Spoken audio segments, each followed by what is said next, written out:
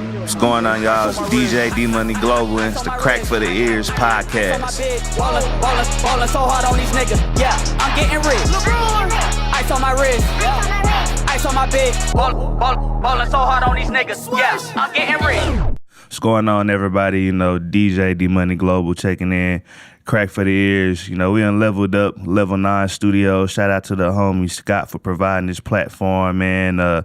Just wanted to do this, eventually I want to bring other people on to, get a good mesh of different perspectives on things going on in the hip-hop culture or other interesting things going on in the world, man. Those of you that don't know, I'm straight out of Texas. Been DJing for a minute now. Just moved out to Vegas to try to see if I can make something happen out here. Also, y'all be sure to check out Born to Be Legendary. That's my project I just dropped earlier this month. The meaning of the project, it's like a graduation project for me. It's music I was working on throughout the whole year while I was getting my master's degree. And then now I finally put it out as I go to the next and new chapter in my life out here. But speaking of albums, the main thing I wanted to speak on today was top 5 albums of the year. I've been seeing this discussion online for a while now, and I got my own personal opinion. I'd love for you guys to chime in the comments to tell me if you agree or disagree, or if even I forgot any albums. So with that being said, let's go ahead and get started. So these are in no particular order. First, I got J-Rock Redemption. I like that album because personally, I was slept on J-Rock as an artist. I just knew about the song he had with Lil Wayne back in the day. TDE is a powerhouse for, the new age of hip hop. So when I checked it out, man, it just had a different feel. And I love when artists go back to the roots of hip hop, bringing lyrics and also providing you that feature of jamming as well. Next, I got Lil Wayne, Carter 5, which I'm pretty sure people gonna bash me for that, but that's my favorite rapper of all time. Been waiting on this album for a while, and for a Lil Wayne project, I think that he delivered on it because his last couple of albums, I kind of felt like he was, lazy. This one, I felt like he felt as though he had something to prove, even though all those records were old or whatnot. I still think that he provided a good amount of substance compared to his last couple of albums. Next, I got Kevin Gates, Luca, Brasi 3. It's just Kevin Gates with his flow, his lyrics, his story. He's just very aggressive within his music, and it was just all around good experience. Meek Mill Championships is the next one I got. I don't know why a lot of people were saying this is a comeback album for him, because to me, wins and losses was dope too, but hey, to each his own. Meek, I like how he came on this album and just, glorified his losses, and, he kind of showed people how to turn those L's into W's. He came back very strong, good substance, and especially, with him getting out of jail and the trials and tribulations that he was facing throughout the year. So I definitely would place that in the top 5. And then lastly, this is very hard, but I'm going to say 21 Savage, I Am Greater Than I Was, because 21 Savage has shown growth as an artist to me, and especially like the very first track on the album.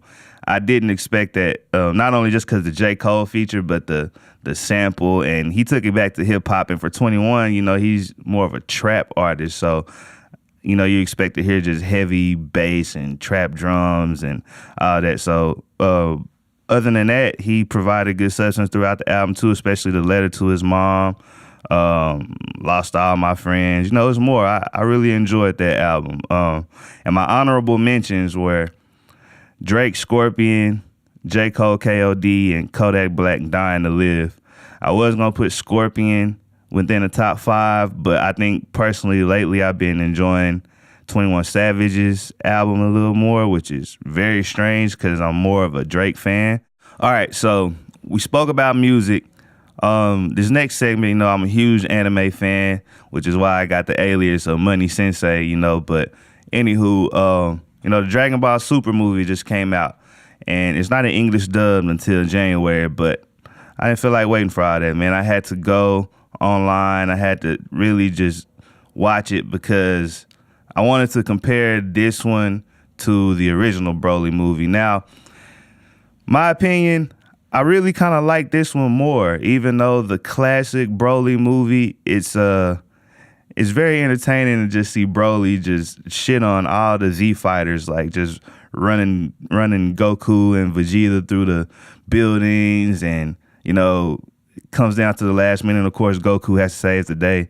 But it really wasn't too much of a story in the classic ones. Broly just appears and just starts whooping people's ass. This one, they do a very good job of showing like the backstory from Goku's father to us seeing his mom for the first time to seeing Broly and Vegeta as little kids. And then, it makes the fight between them all, it makes more sense because they show how they didn't really communicate with each other, but they were around each other after they were born.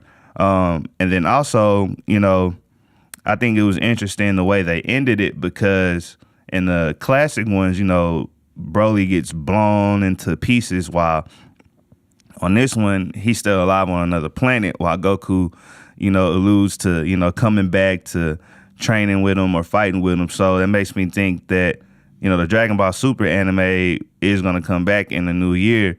I wonder if they're going to continue to put Broly into the new episodes that come out. If so, I think that'll be very dope, because it'll give you a different perception of him. He even talks more in this movie. So I like the direction that they're going with it. It's not just a berserk Saiyan beating everybody up. He goes berserk, but at the same time, it shows a sense of humanity with him too.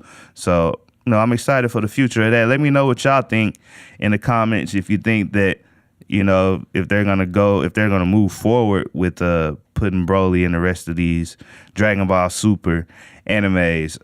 Another anime, Yu Yu Hakusho. Now, I don't know how many of y'all are familiar with that, but they just dropped 2 specials.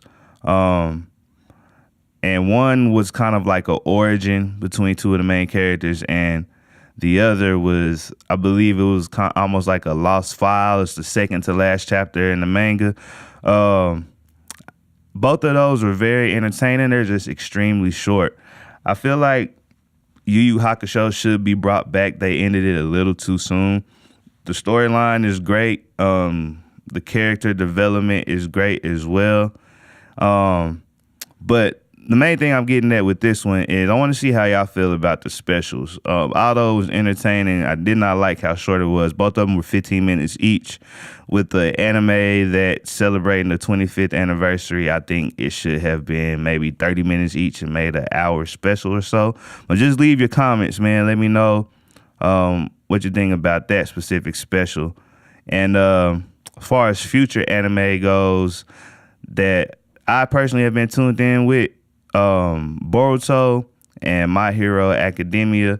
I like the development that and the direction that they've been going with the anime. I'm always open to new anime, so if you're watching this right now, some dope animes that has a good storyline, good plot, whatever, leave it out in the comments, man, and I'll continue to discuss it. I want to have an anime segment on all my future podcasts because it's a part of who I am.